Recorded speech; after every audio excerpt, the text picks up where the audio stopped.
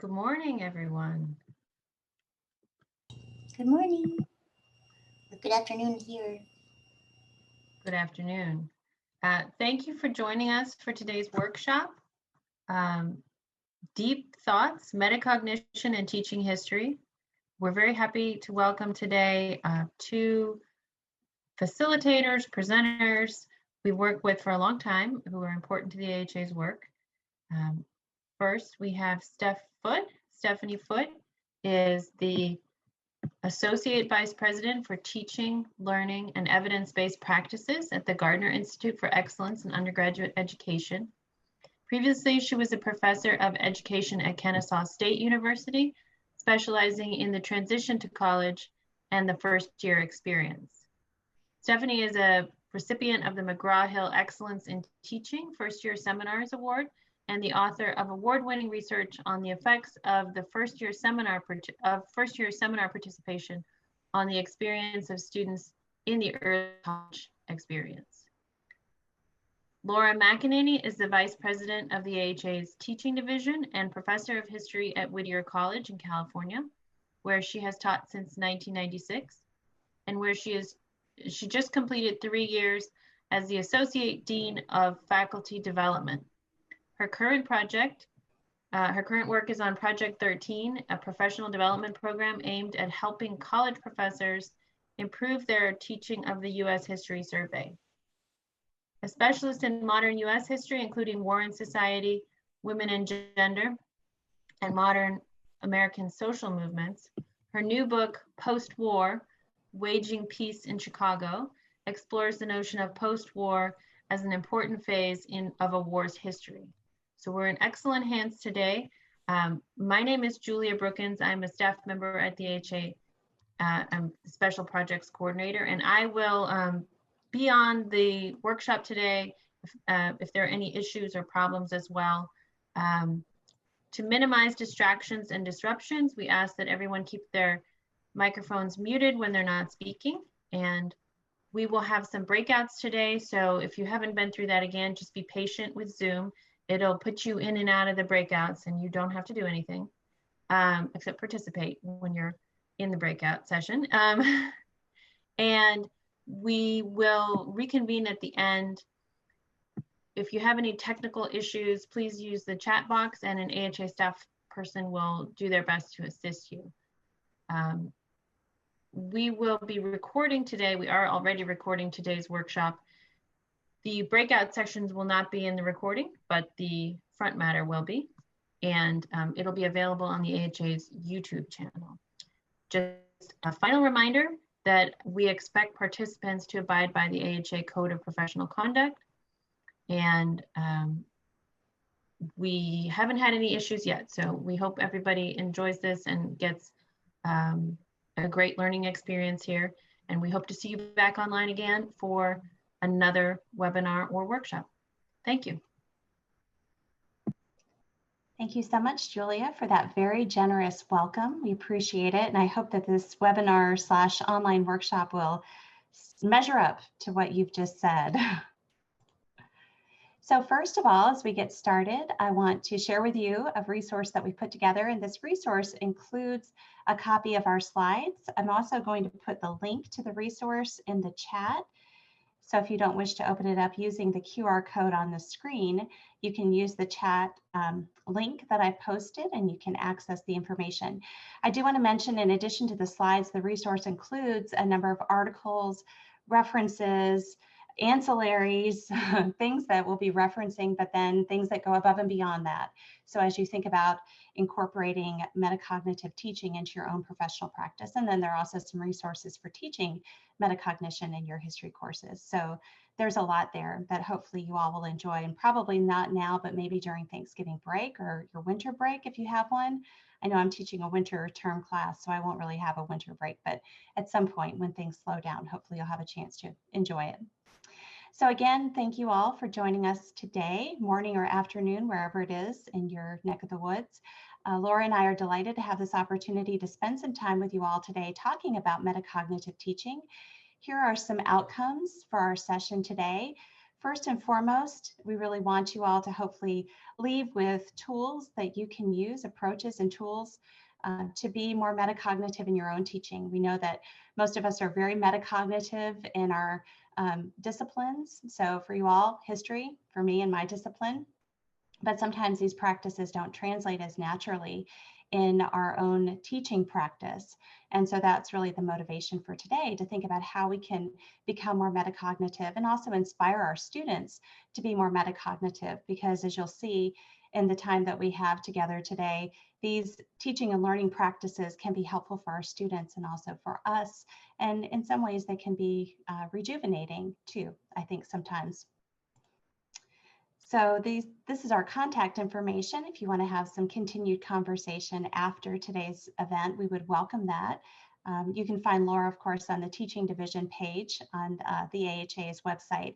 I work with the History Gateways project, so you can find, I think, some of my information there, but this is my email address if you would like to keep in touch afterwards. So we're going to start with a really quick introduction to metacognition, and we'll talk about the connections between metacognition and teaching, and then we'll transition to the concept of metacognitive teaching or instruction. Understanding that for some, this may be sort of a new concept. Most people have sort of a general understanding of what metacognition is.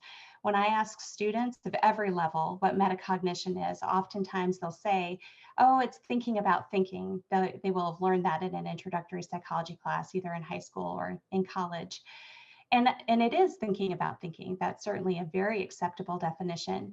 But when we talk about being metacognitive and becoming metacognitive teachers, we're really referring to, and this applies also to students, metacognitive students, we're referring to an aspect of awareness.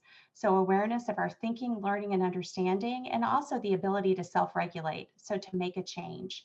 And I think that these concepts are foundational, not just to metacognition, but also to our effectiveness as teachers and instructors, because oftentimes we can be aware of what's happening in our classes, but our ability and even our willingness to take action and make a change midstream is sometimes limited.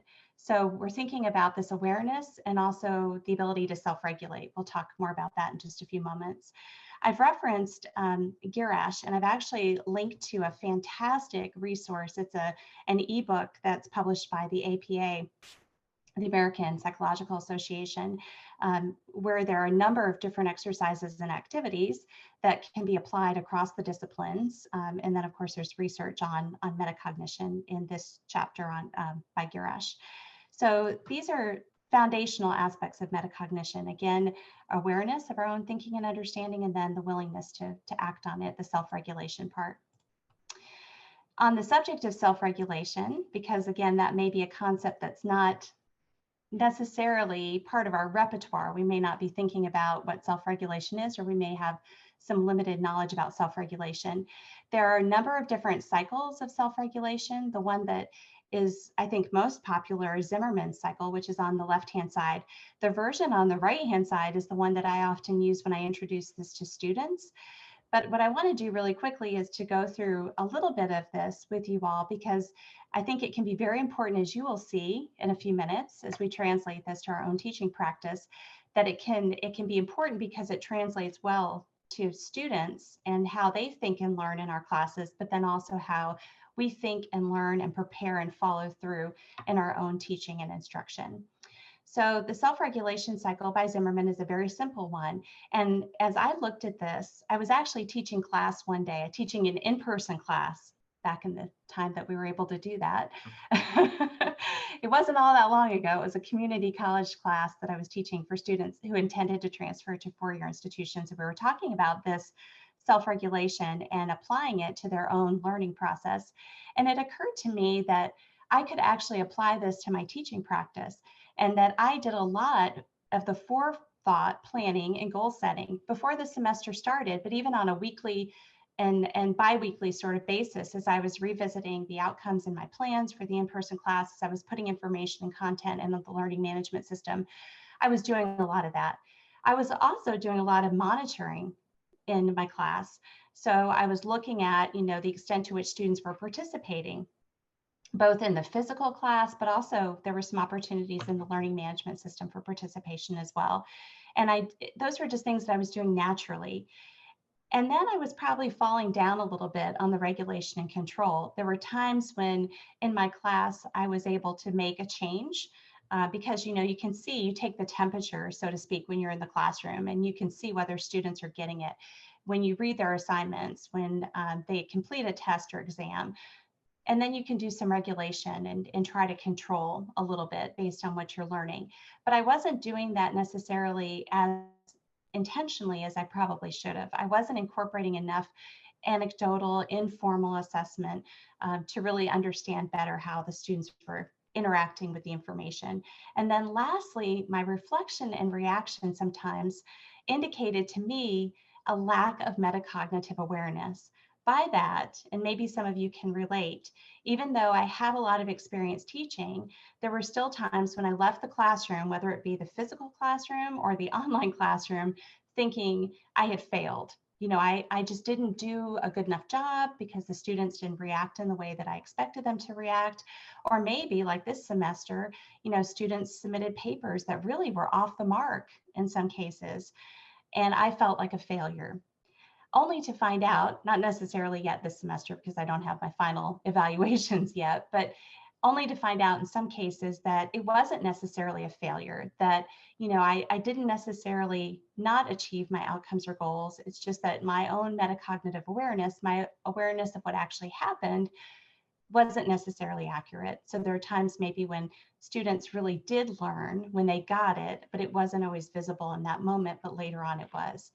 So I felt like as I was, looking at this, I had a real opportunity as a teacher to embrace this and to not only teach my students, but also to incorporate this into my own teaching practice. And that was sort of the inspiration.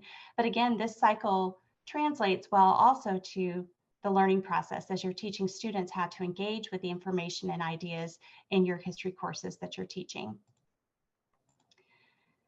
I want to move now to a few other metacognitive teaching strategies very quickly, metacognitive learning strategies rather, and then we'll move into the teaching part of it.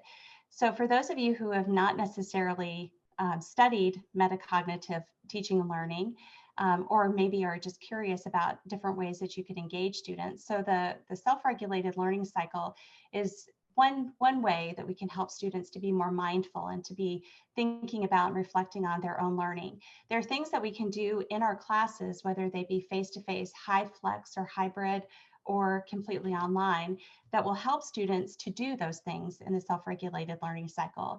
And here are a couple of examples. And if you're interested in learning more about any of these, I've linked to resources that describe how to do them in your classes, face-to-face and online, in the resource that I've shared with you all in the chat. So the first one is Think, Pair, Share, and this is a fantastic activity. And later, Laura and I might model how you can do this online using Zoom Breakout, but there are a number of different ways that you can approach this. And this is an infographic that I like to use in my face-to-face classes that was created by Derek Bruff, and it's in the Creative Commons, so you could also use it. I just throw it up on the screen every time I want my students to do a Think, Pair, Share, and then I tell them exactly how we're going to do it. So I vary it up. Sometimes they're doing a little bit of writing first and then pairing up and sharing. Sometimes they're sharing using a Padlet or a polling software. So there are a lot of variations on this concept. The minute paper, or Muddiest Point, is one that comes from English and has been very popular for quite a few years, but I think it relates very well to the courses that we teach and the ways in which we teach our courses in history. So we can ask students about, 2 or 3 or 4 sort of interesting or significant kinds of things that they've learned in the class. So from the reading, from the discussion or lecture, then we can ask them about questions that are sort of at the forefront of their mind based on the conversation or the discussion and readings. And then if there's anything that's unclear or muddy to them. And there are a lot of variations on this as well. This is just one example. And one of my personal favorites has become, and it's probably the most simple one of all, the good fours. So basically you're asking students, and oftentimes you ask them before class to do this in the learning management system, for example, or you could have them do it at the beginning of the class period to tell you what a concept or idea is good for. So for example, I teach a lot of theory classes, so I often will ask students, well, what is this theory good for in your life? And the only wrong answer is it's good for nothing. They have to tell me that it's good for something, and they have to be specific about what it's good for.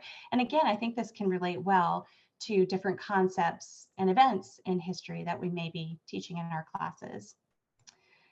And we have also the lecture wrapper, which is a variation of the exam wrapper, and that's the last item that I have up on the screen.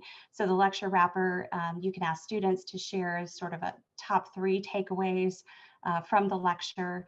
The exam wrapper gets into a little bit more detail about asking students how they've prepared for an exam, exactly what they've done, how much time they've dedicated to doing it. And it's a very important metacognitive teaching and learning tool, because students are doing that reflecting at the end of an exam or an assignment. There's also an assignment wrapper. And then before the next exam or assignment, you could return that to them to remind them of how they prepared for the last exam or assignment. The key too is that students have to predict their grade on the exam or assignment. And what's really interesting is, sometimes they'll be right on and sometimes they're way off. Those students who are really close to predicting an accurate grade are those that have a more accurate sense of metacognition. You can close that gap in your metacognitive awareness by, having that ability to predict your performance on an exam or a test.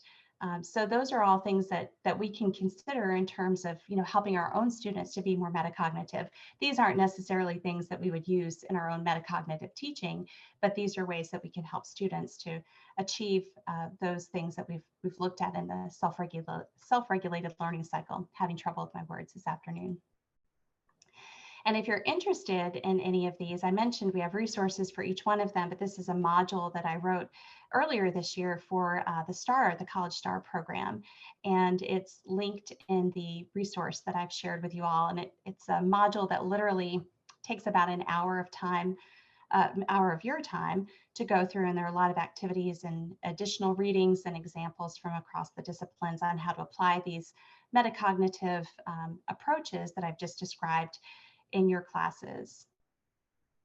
So now moving to metacognitive teaching, you'll notice I've repeated the self-regulated learning cycle on the right-hand side because I had that epiphany, as I shared, or that aha moment where I realized that this could apply to my teaching practice. And then I went out to find examples of what that might look like. And I did find a few. There isn't a whole lot written on this topic, but there is some research and practice literature related to this.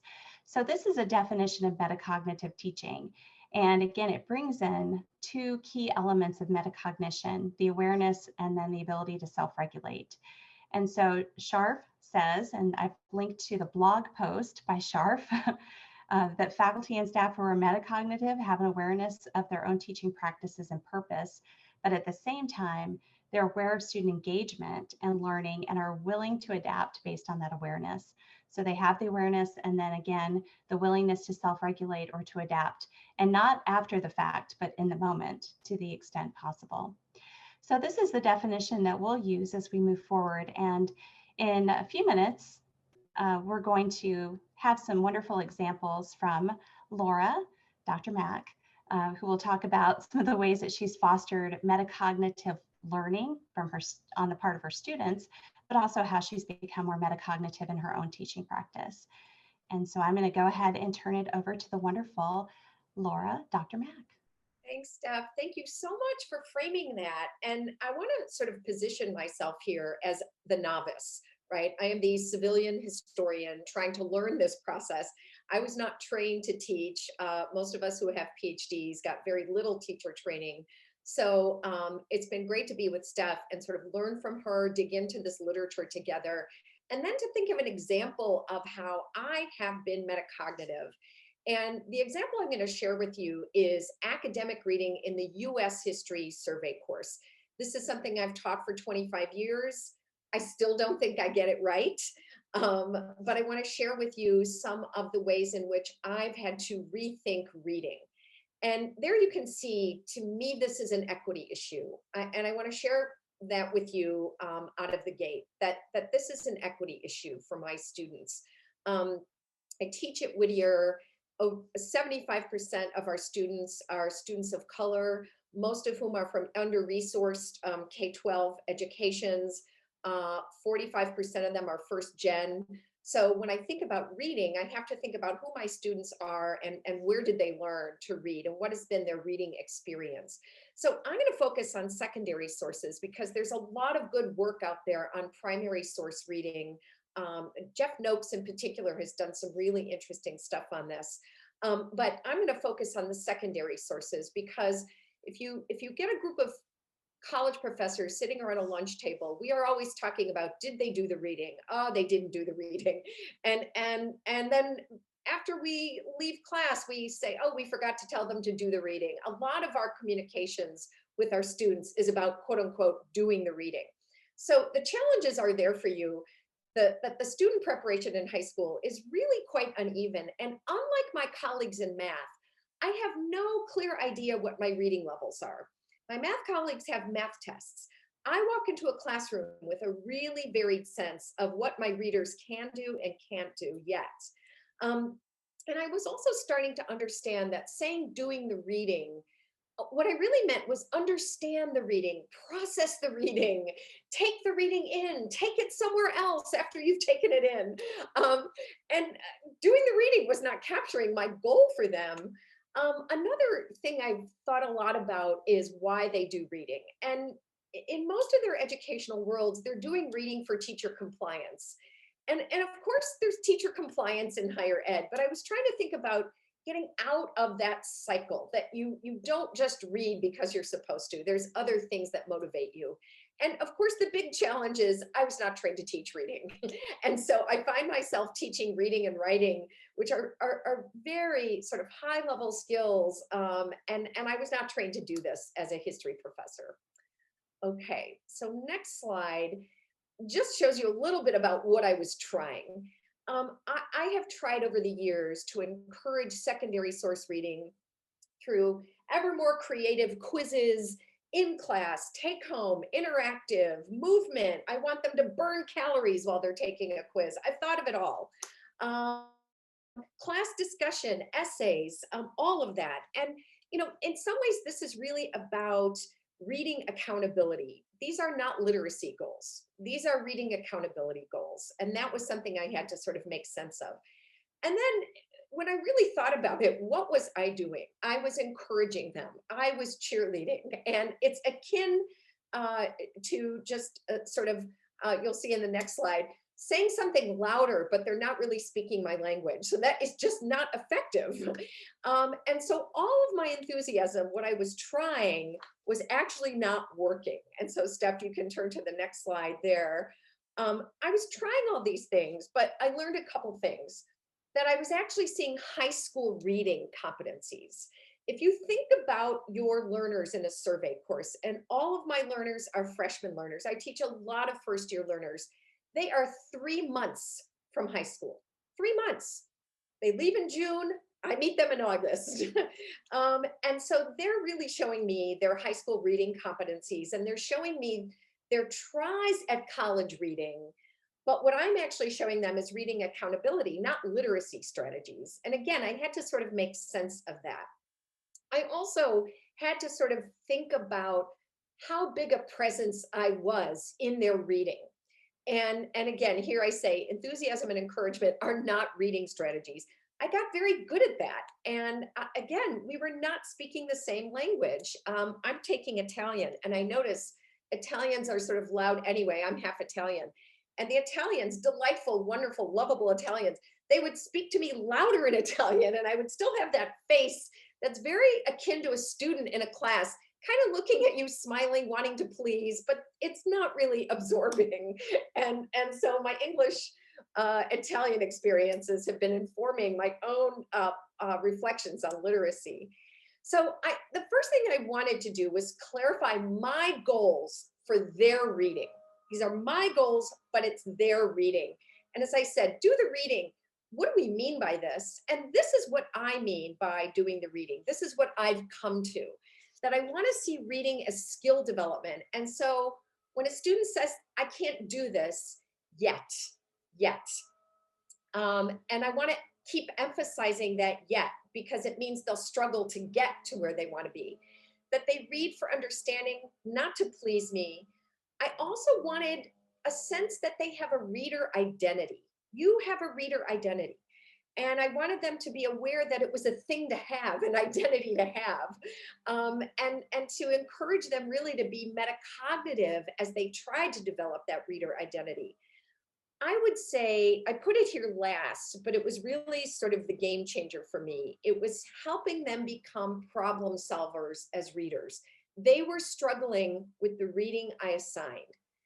No matter how much I changed the reading, no matter how many inventive calorie burning movement in class quizzes I was devising, they were still struggling with reading because it's natural for students to struggle with reading. I wanted to stop fighting that and help them understand that reading is problem solving.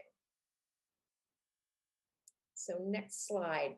Yeah, so these are the revelations I had, for what they're worth, as the historian guinea pig here. And again, I point you to another North Star about reading as equity. This is Drew Cook's Many Thousands Failed, which many of us in this Zoom room know about. And if you don't know about it, click on it. It's in the Wakelet. Drew's article always reminds me, if inequity concerns me, I have agency. I have historical agency. I have agency as a teacher to do something about this. And so I keep thinking about this. What am I doing? And how am I doing this as a teacher to advance equity? So I used English language learning teaching as a model, because my colleagues in English language learning always talk about reading as an academic language. They teach, college is an academic language. Our learners, 3 months from high school, come into a community of discourse that is not theirs. And so if I thought about it as a language, then I could start thinking about their learning and their practice, much in the same way I'm trying to learn and practice my Italian. So I also then built on K-12 teacher training. And again, this is connected to the ELL. But I started to examine in every class, what was I doing? What were they doing? And really sort of doing a TikTok of it. What was I doing? And what were they doing? And breaking down 50 minutes or an hour and 20 of doing that. And you can even ask a colleague to come into your classroom and do that TikTok for you. If you don't feel like you can do that after, invite someone in to help you do that. I also asked, and this is a question I got from a colleague, my dear friend Chris Endy at Cal State LA. What was I asking them to do alone at home? And if it was hard, why was I doing that?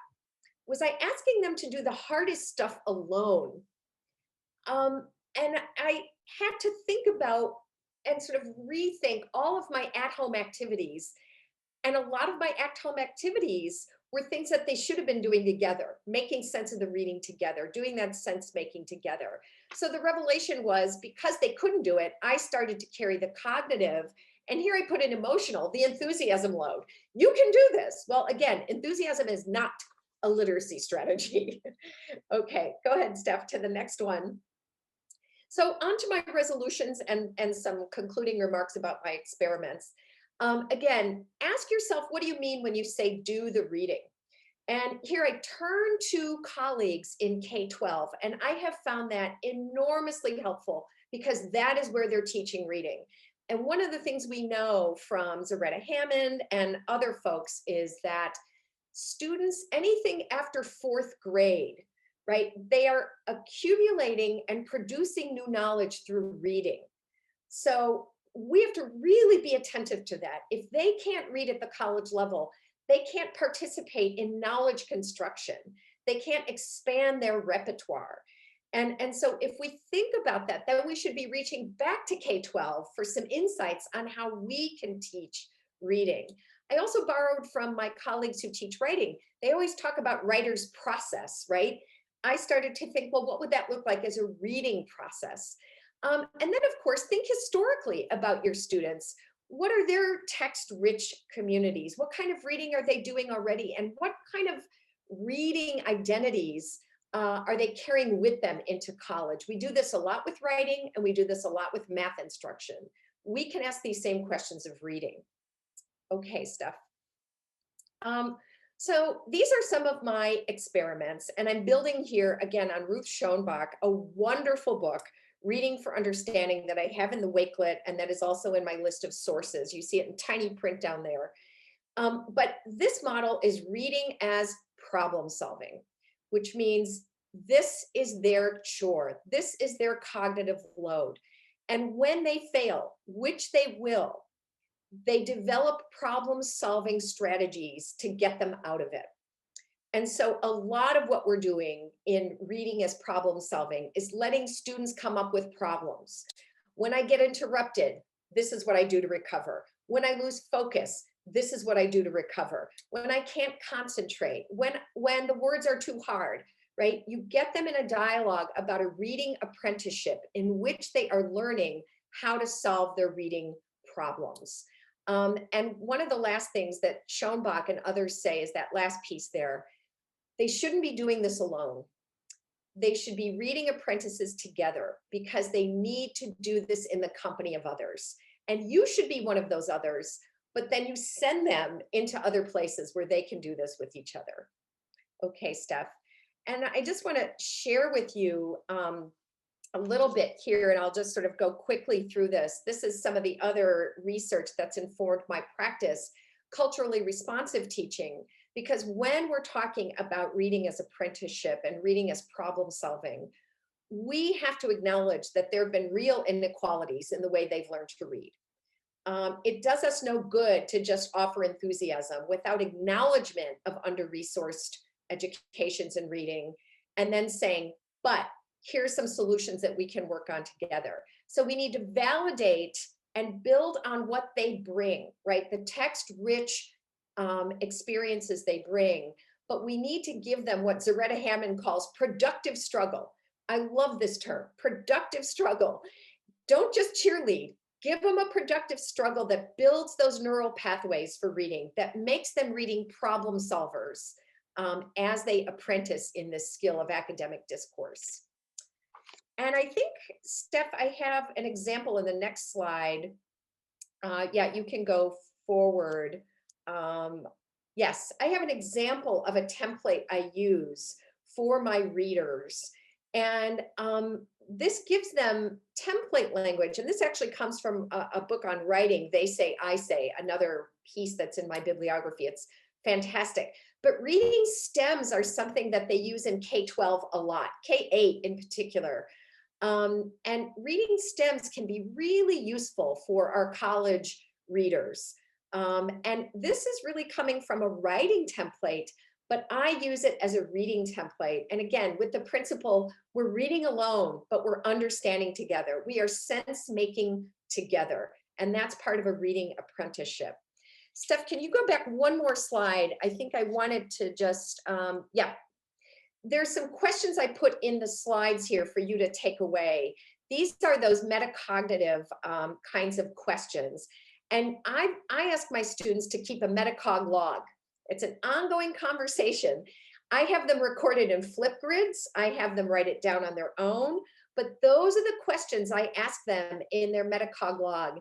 And it's been a really effective way for me to get a sense of how they are readers, how they are problem solving as readers.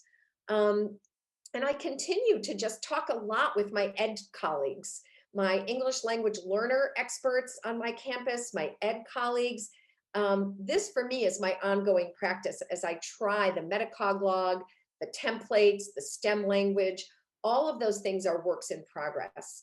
And the last slide is really something for us as teachers. You know, when I choose new reading materials, sometimes I'm doing it, you know, if we think about why we choose new reading, sometimes it's because we're bored. We need to press the reset button, right? We need to be entertained when we're teaching as well. But in all seriousness, I've thought a lot about this. What are my motivations as a teacher?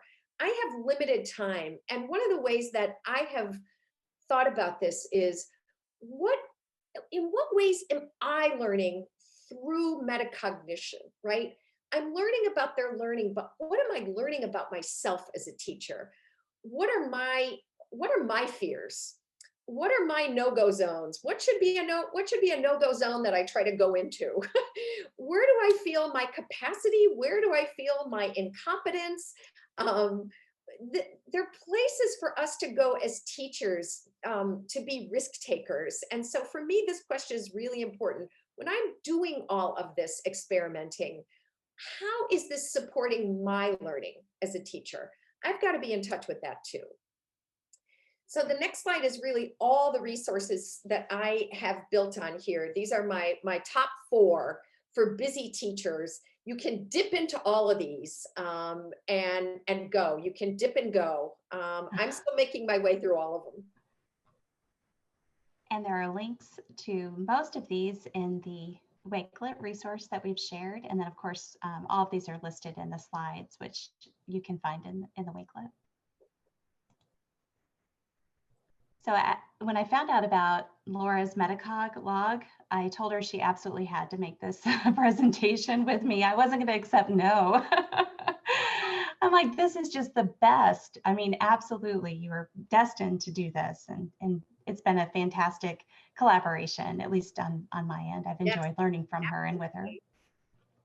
So I want to share with you all just quickly, as you're thinking through, now you have lots of ideas from Laura about ways that you might help inspire your own students to be more metacognitive in their learning, and then also how you might be more metacognitive in your teaching process. And I'm going to share with you all a few more examples from outside of history. So I'm going to reflect a little bit on some of the things that I've done and do in my own classes, and then from some of the literature in some other disciplines. But using, again, the self-regulated learning cycle from Zimmerman, there are 3 main areas within that cycle that I think are important for us to think about and consider in our own teaching practice. And so as we're thinking about how to kind of put all of this together, I put together some questions. Some of them were inspired by Tanner, the resource that, that Laura just referenced a bit ago. The question that she shared came from Kimberly Tanner's work, and Kimberly Tanner is in the biological sciences, and she does a lot of work around metacognition and in biology. But I also thought a little bit about this myself, and what does that look like when I'm thinking forefront planning? What sort of questions might I ask myself?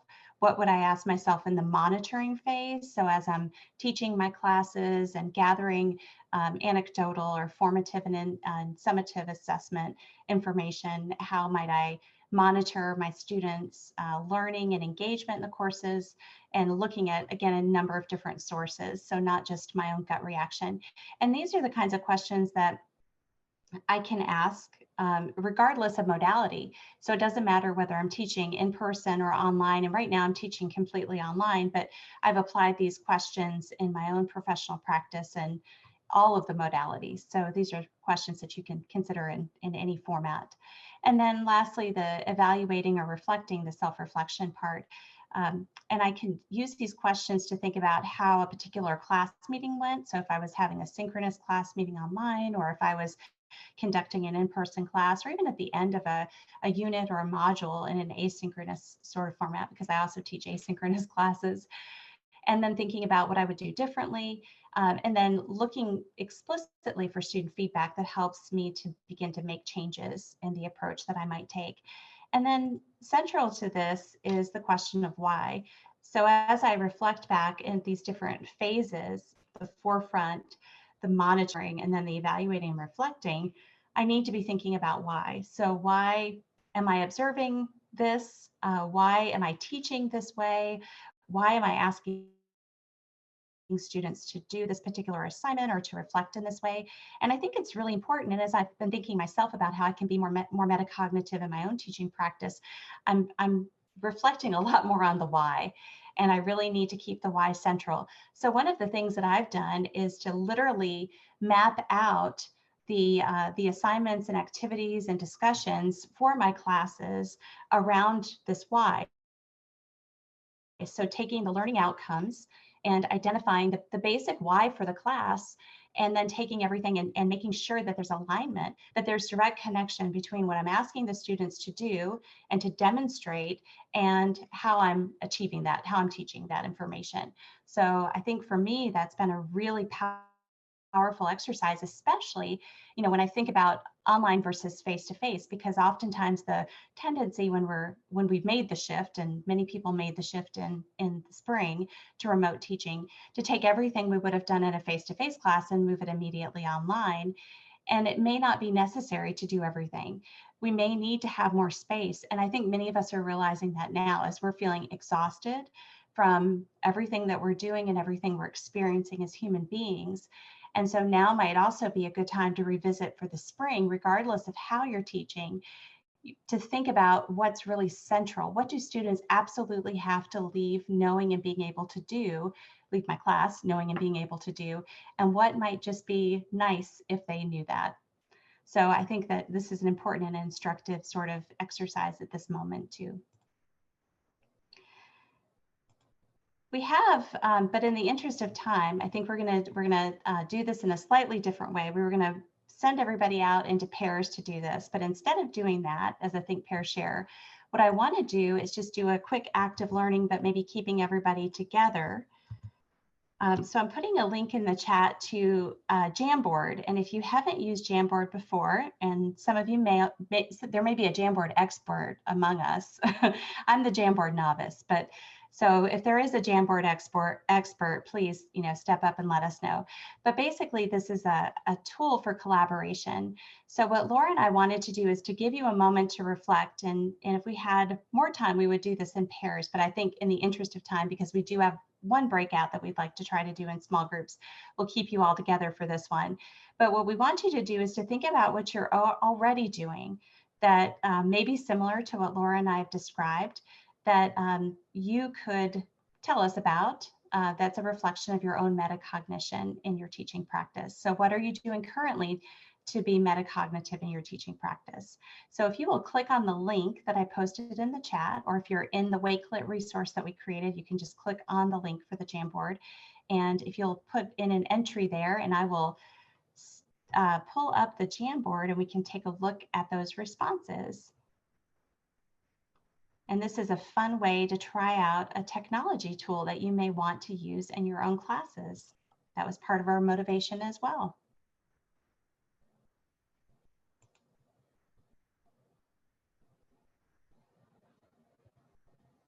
And Jamboard is a Google tool, so it's just part of the Google Suite, free, easy to use. A lot of K through 12 teachers are using it. When Laura and I were preparing this, I told her I had sought a lot of inspiration. I'm not a K through 12 person, but I have sought and received a lot of inspiration from K through 12 in this COVID time, because the things that they've done and the tools, the technology tools that they use, are really interesting and exciting, and they're all accessible and free, which, for the most part, which is really awesome. And we've got some responses coming up on the Jamboard. Mm-hmm. I love it. We've got some folks that are doing exam and assignment wrappers. I love that. Backwards design and planning. Oh, and Jean had a question about how to make a comment. If you click on the sticky note icon that I'm pointing to right now, if you can see that, and that will let you type. There's also a text box that so you can just type directly on it as well. I like what I'm seeing. There's one person shared that students write their own learning outcomes, which I love, that they can add to what you put in the syllabus. That is awesome. Yep.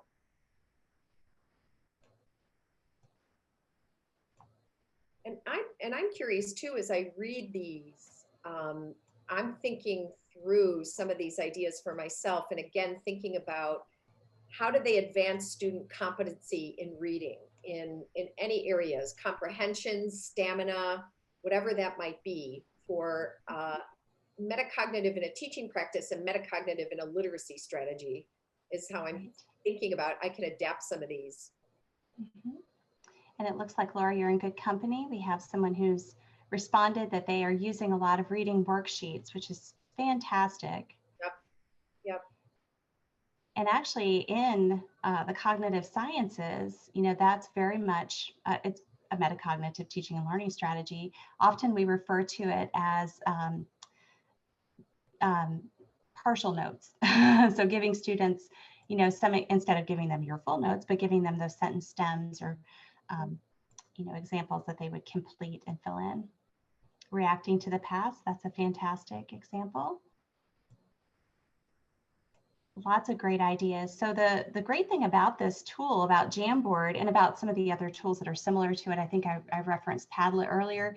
I've linked to this in the Wakelet, and you can go back to it so you can see what your colleagues have written and get some inspiration from them. And then maybe we'll get some more comments from those who will be watching this recording later on.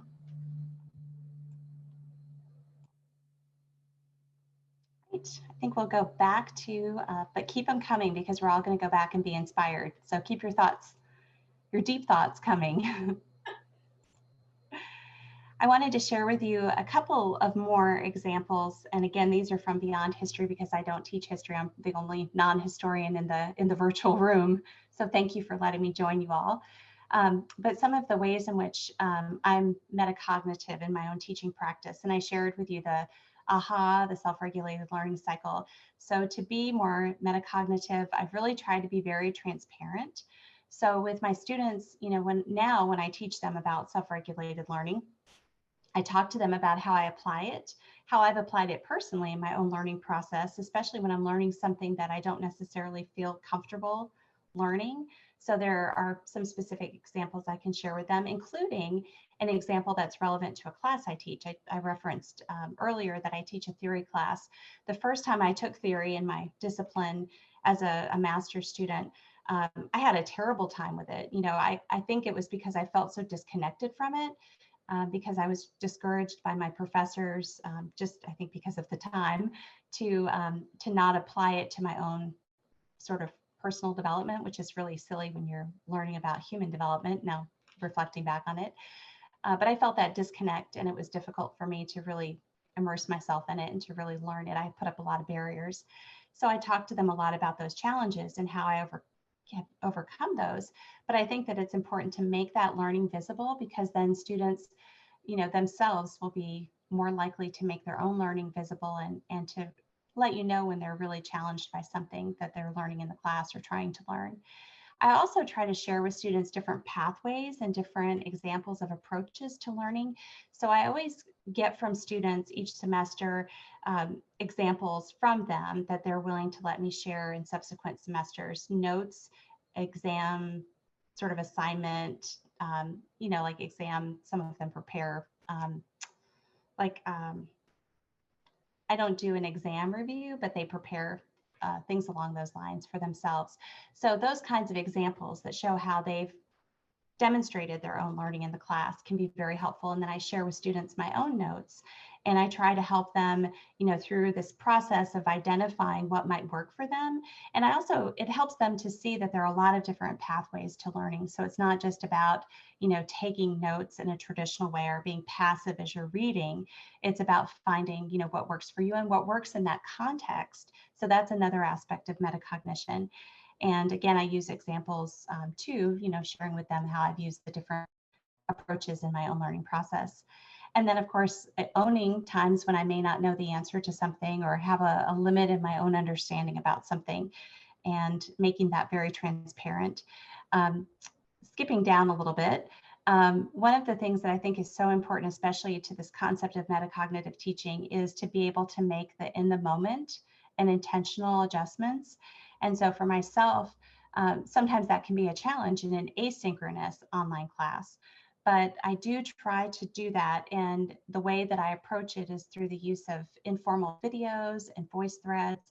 And sometimes, literally I'll post these things when I see something happening in the discussion board, or it seems to me that things are a little bit off. I'll say, we're going to hit the pause button. We're all asynchronous, but we're going to hit the pause button on our discussion, and we're going to revisit what this concept is. So this semester, for example, there was a lot of misunderstanding around intersectionality in a class I was teaching. And, people were sort of confusing some different constructs. And I said, let's all just get on the same page. And here's a really cool, here's me talking about it for 2 minutes, but then also here's a really cool reading and a video and some other resources to help us all sort of center around this definition of it. And it really helped. And those are the kinds of things that I can do, obviously in an online class, but even in an in-person class, literally just hitting the pause and making that sort of a correction in the moment can be so useful and instructive, especially if it's around something that's really central to the course. And then lastly, you know, I shared earlier, I make this transparent to my students.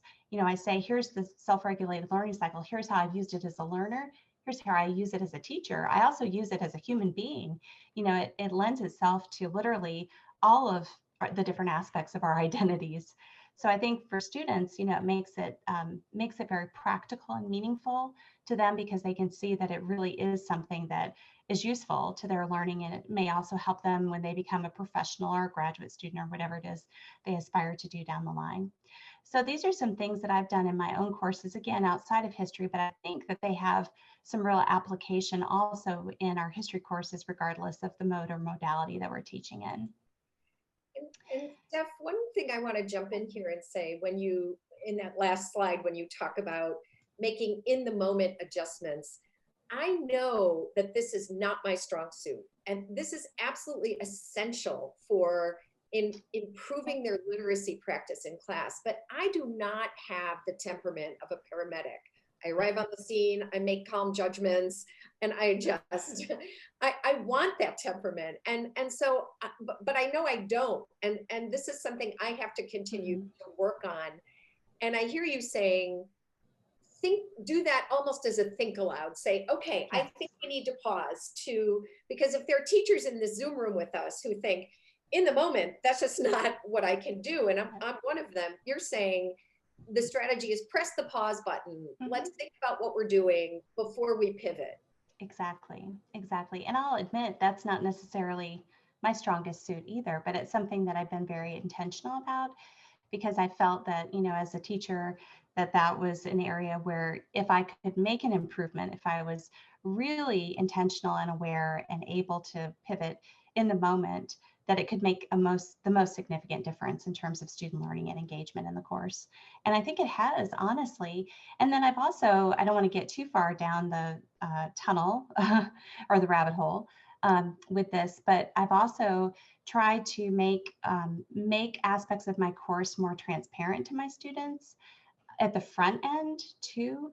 So I've done things like create a liquid syllabus, which if anyone's interested, I can put some resources in the Wakelet or the chat. But basically what you would do is to create something that would make your syllabus more alive and accessible. And so I created a Google site for all of my different courses. And basically this is where, you know, I present aspects of the syllabus, but, you know, stripped away from the policy. So it's, you know, here's the take on this assignment and here's why you're doing it. Here are the expectations of the class. Here's the statement about the pandemic and how, you know, teaching and learning will occur in this classroom in this very uncertain time that we're living in. So it's really humanizing the different aspects of the syllabus that I can't necessarily humanize as much in my syllabus because I have to format it in a particular way and, you know, in a template with all the policy and practice examples. So for me, that's helped out a lot too, because it makes it natural then when I pause later on, because students understand that I really want learning to occur and that I'm willing to do whatever I can in the moment. So I've made everything more transparent. I've also used TILT as well, the Transparency in Learning and Teaching Framework. So explaining purpose, task, and criteria. And I see that there's some messages in the chat about sharing the liquid syllabus, and I will, as long as you all don't judge me on mine, because they aren't fantastic, but I'll share with you also some fantastic examples. There are some wonderful faculty out there that are doing amazing things, very creative, wonderful videos in theirs, and mine is very much a novice example. But anyway, so I will share those.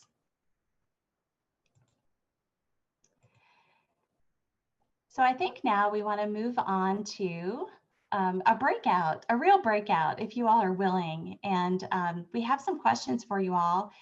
And what we'd like to do is to give you a chance to reflect on these, unless we do have some people who have dropped off. So what we could do, Laura, I don't know how you feel about this. We could just ask people to share in the chat or unmute. And then there are also some questions that I see popping up too about how to apply some of these practices. So maybe instead of sending people away, perhaps it's a good idea just for us to stay here and share and process. What do you think?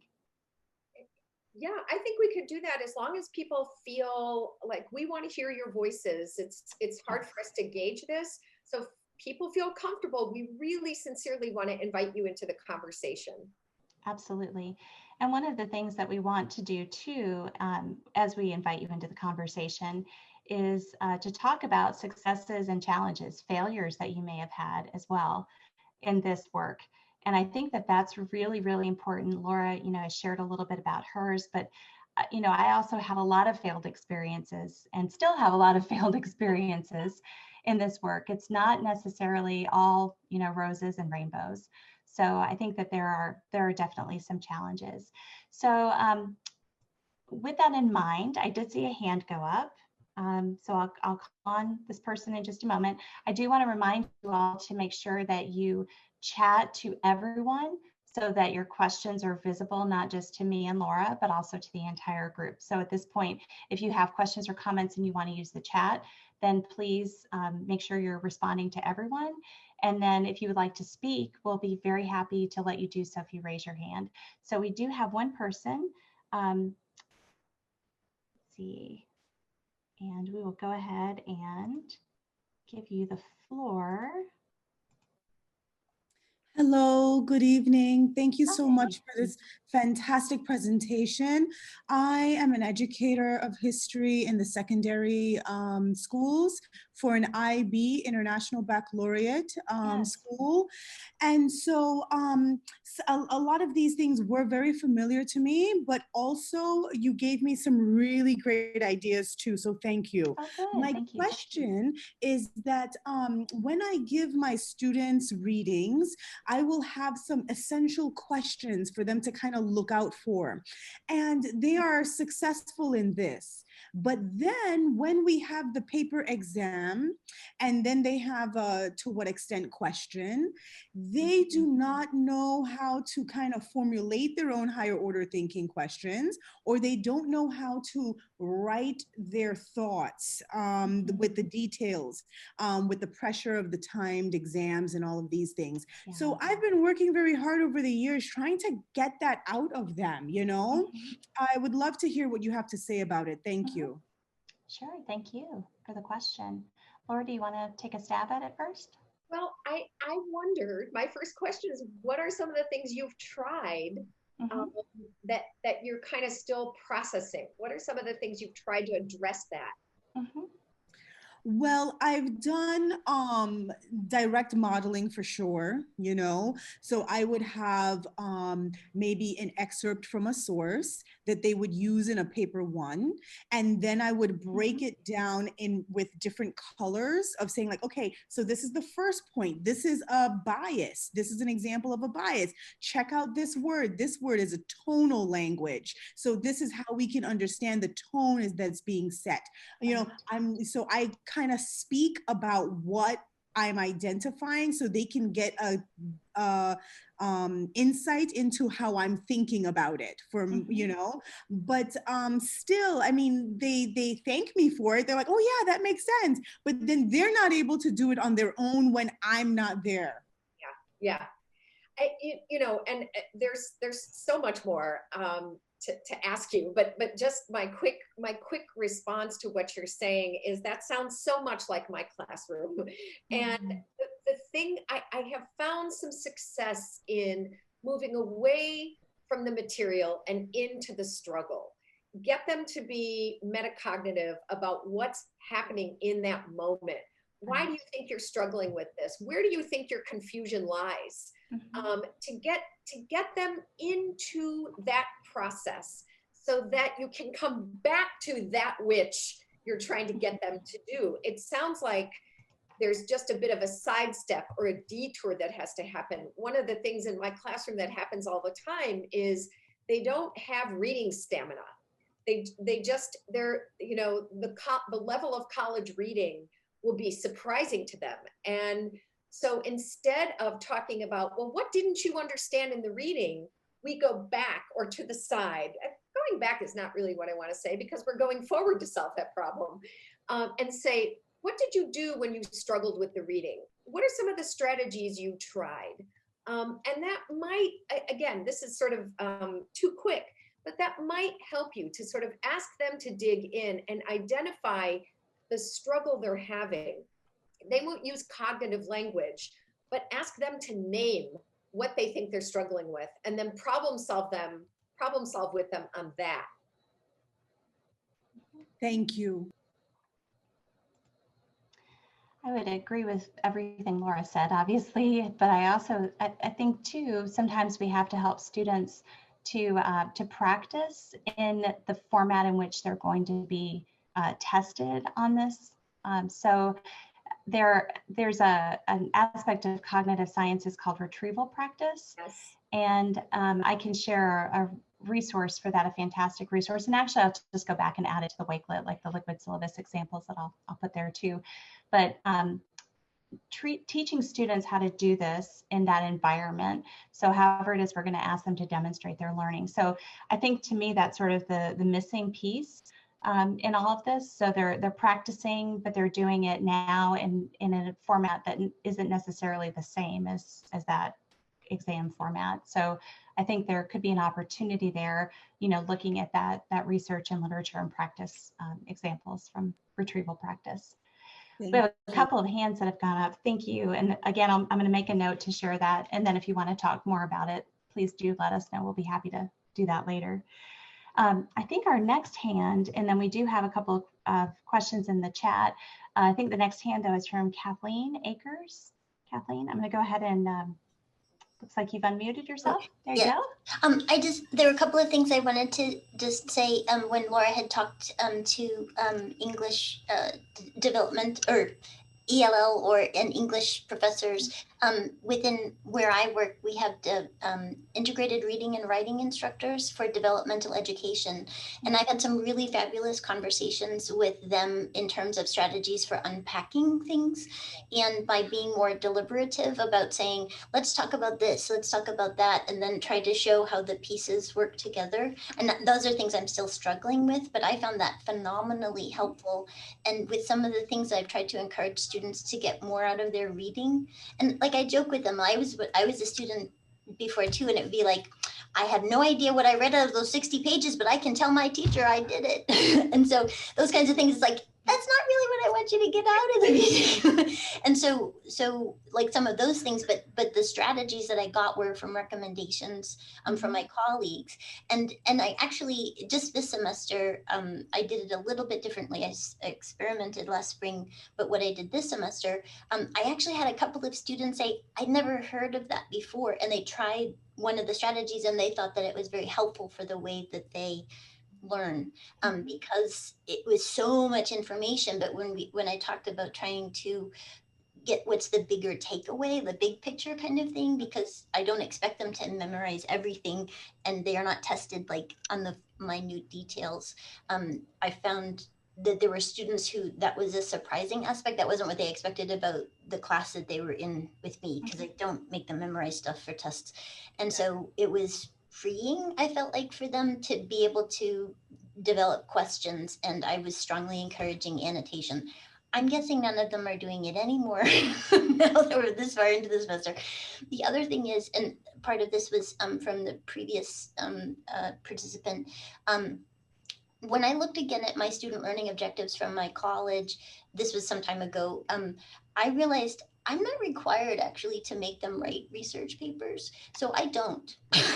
And maybe that's not a good thing, but I tried to unpack, and we do smaller writing exercises so that they have to work with evidence in order to articulate their reasoning.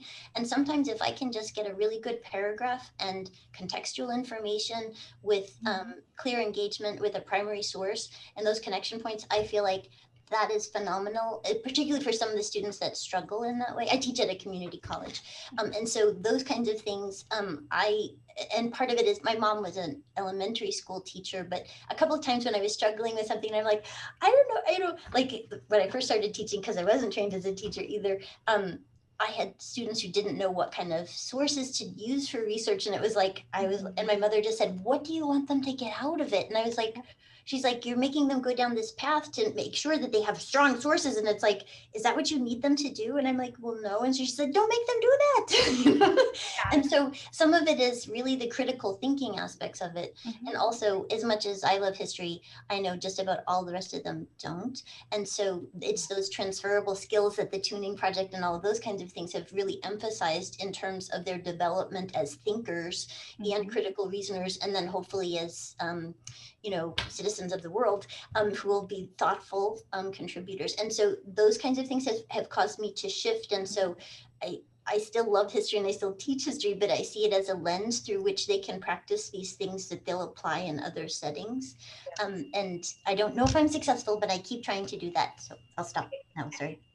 I'll just make a quick comment. Kathleen, it sounds like you're doing all the things we know, right? Short assignments, frequent practice, those kinds of things. But those conversations that you cited and I cited, I want to stress that again, to talk to your colleagues teaching English language learners, talk to your K through 8 colleagues.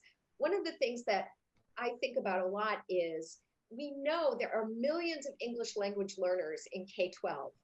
And why do we think that problem automatically is solved when they arrive in college? We are not talking about ELL in college. So we need to think about that, right? And we know from that research, the person doing the most talking is the person doing the most learning. We know that from that literature.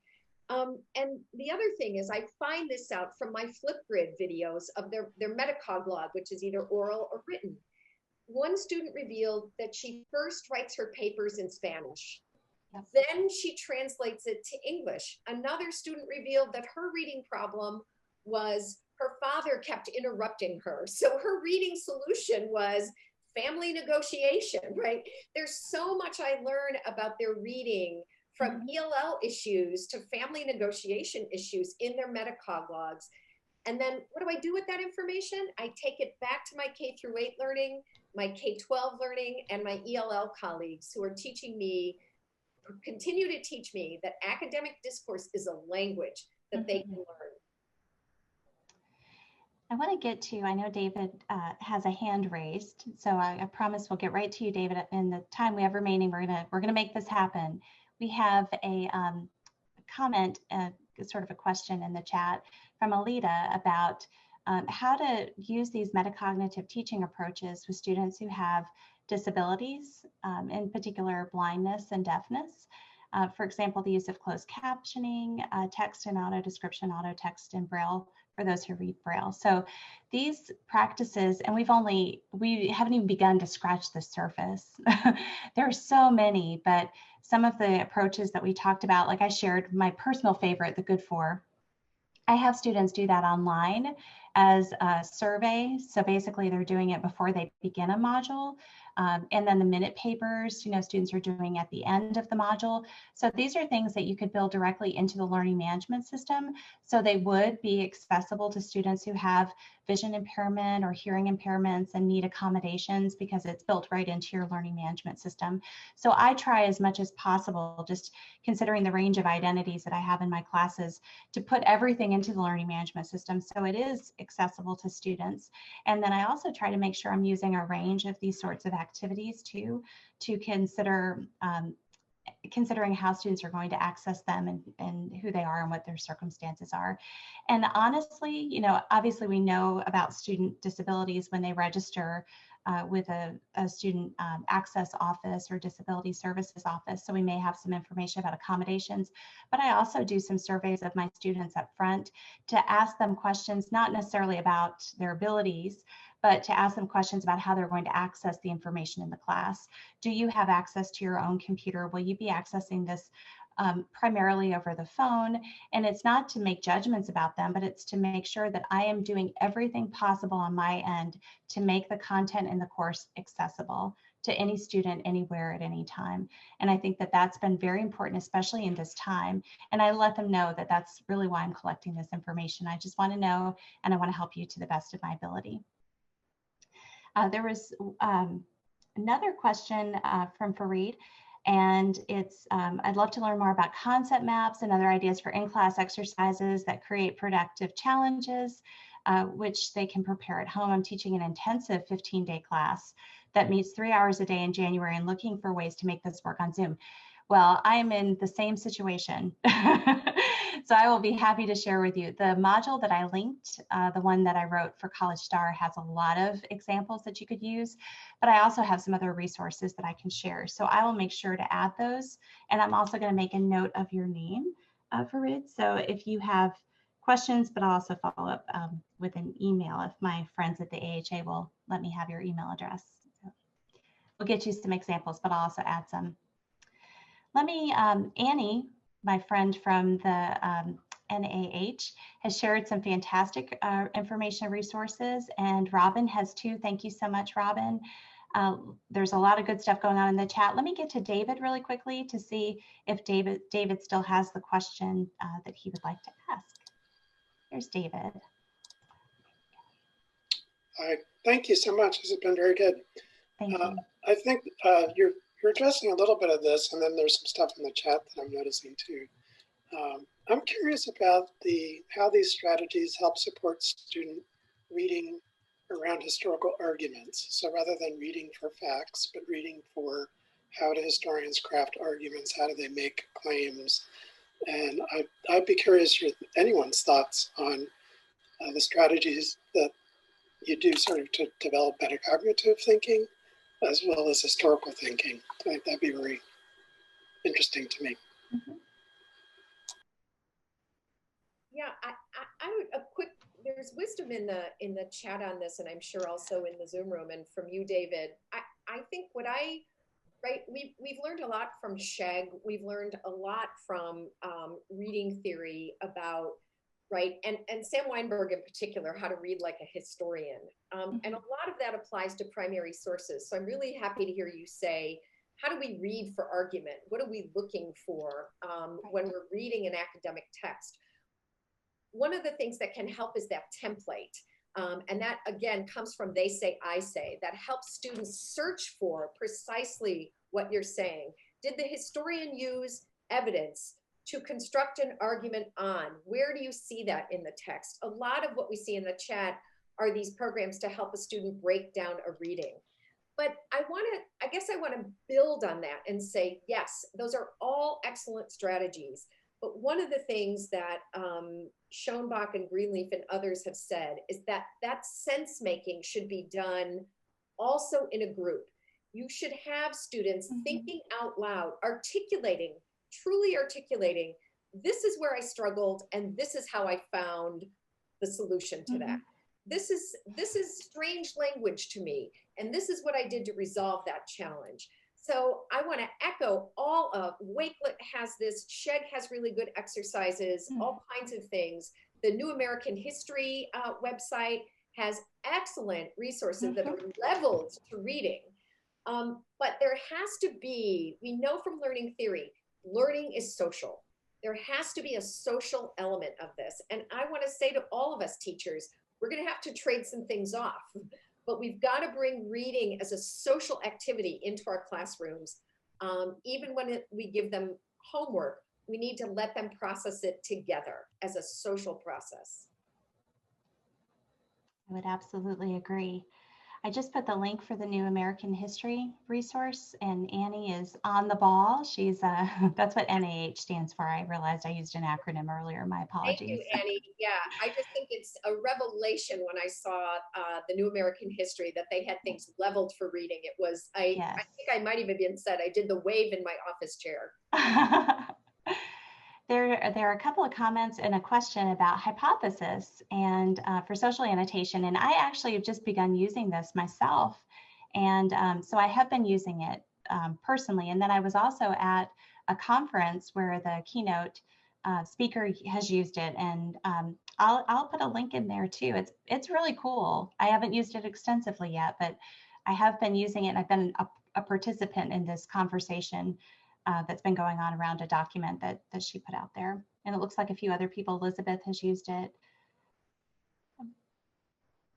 I did find it took a long time to load. You know, obviously the more comments you have, sometimes it takes a while to actually pull it up via the web. So keep that in mind, although I don't think you'll have thousands and thousands of annotations like this conference resource does. But, you know, I did find that there was some lag time. So if people are accessing the internet, not using high speed.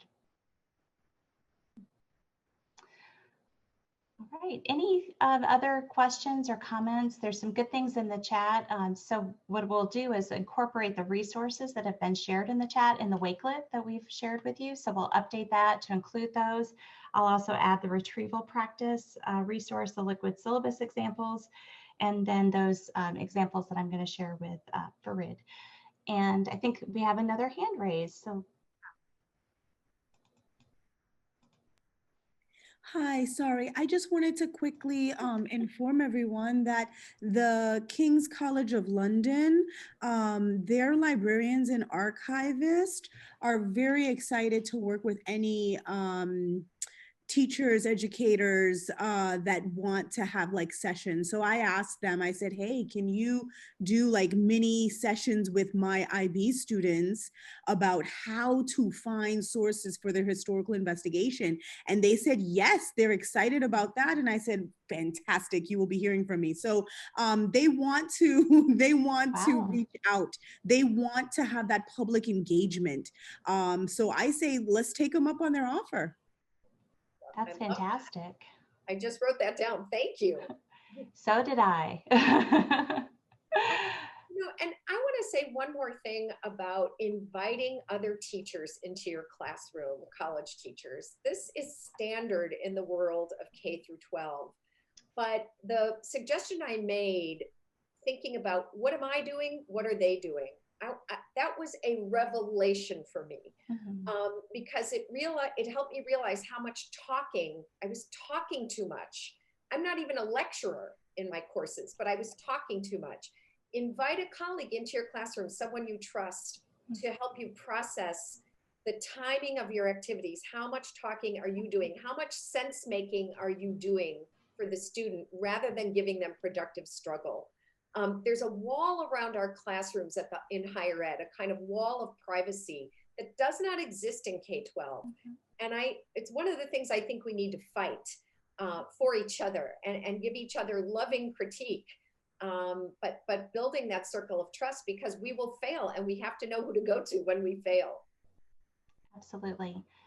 And I think that's very good advice for all of us. Maybe it'll be the one thing that we're willing to do this next semester, to invite a colleague in, make ourselves vulnerable, but making our teaching transparent, and to offer and invite that feedback. I did want to say one last thing as we wrap it up now, because I realize we're about 2 minutes over. Annie put this in the chat. Those of you who are interested in learning more about the use of the new American history tools, we have a drop-in session, a webinar scheduled for tomorrow. And you may have seen this.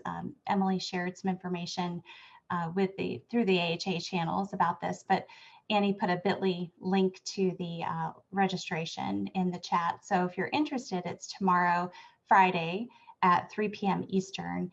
And it will feature a number of our colleagues, including Ed Ayers. So and Annie. So please join us if you're interested in learning more about using those tools.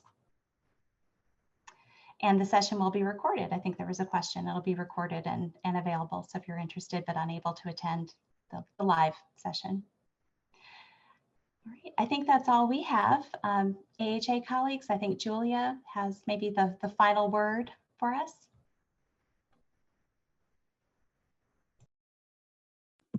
Well, I hadn't actually planned to say anything, but I will say thank you to our trustee friends here, Steph and Laura.